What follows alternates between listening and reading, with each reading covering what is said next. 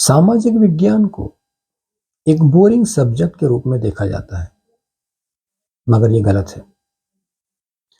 सभी विषय अच्छे हैं क्योंकि उनमें से ही हमें नंबर मिलते हैं। सोशल स्टडी इतना इम्पोर्टेंट सब्जेक्ट है कि कॉम्पिटिटिव एग्जाम्स तक में इसमें से प्रश्न पूछे जाते हैं। इसलिए इस विषय को नज़रअंदाज ना करें। आगे जाकर यह विषय आपके बहुत काम आएगा। अब बात करते हैं गाइडलाइंस की। सबसे पहले जनरल गाइडलाइंस। एग्जाम के एक दिन पहले समय पर सो जाएं। सुबह जल्दी उठकर पढ़ें। रात में देर तक पढ़ने से दो नुकसान हैं।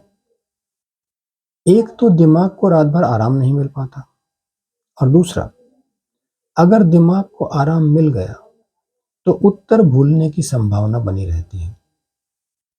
इसलिए सुबह जल्दी उठकर नाश्ता वगैरह करके इंपॉर्टेंट पॉइंट्स का रिवीजन करें। घर छोड़ने से पहले प्रवेश पत्र तथा अन्य आवश्यक सामग्री की जांच कर लें।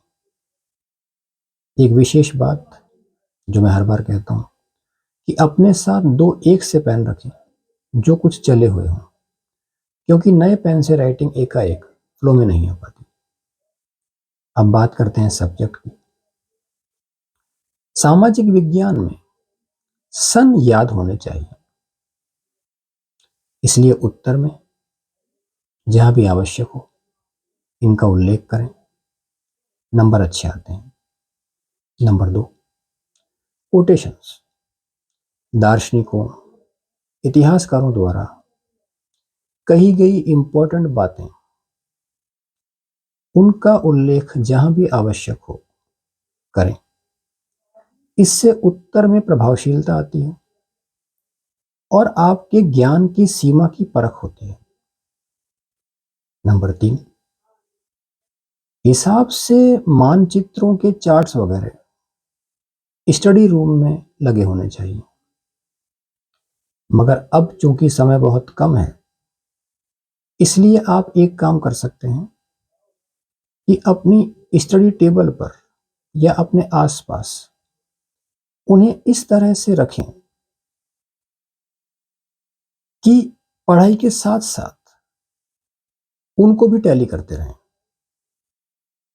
किताब खुली रहती है तो दिमाग भी खुला रहता है।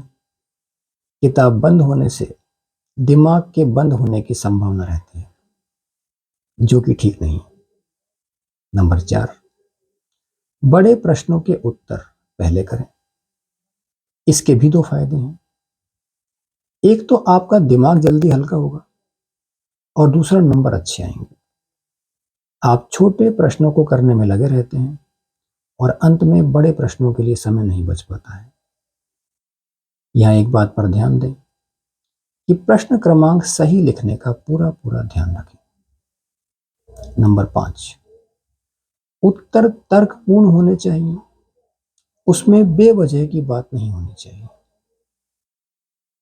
आप ध्यान रखिए, अगर आप किसी प्रश्न को थोड़ा भी समय ज्यादा दे रहे हैं तो आप ये मानकर चलिए कि वहीं आपका दूसरा प्रश्न छूट भी रहा है, क्योंकि एग्जाम में समय निश्चित होता है।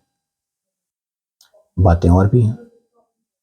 दूसरे की उत्तर पुस्तिका में कभी ना देखें। किसी की बात सुनकर विचलित ना हो।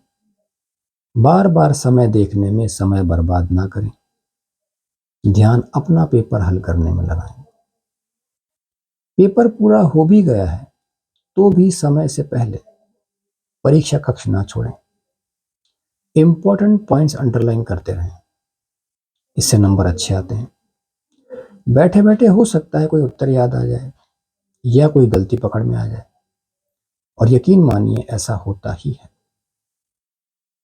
परीक्षा के बाद बेवजह पेपर डिस्कस ना करें।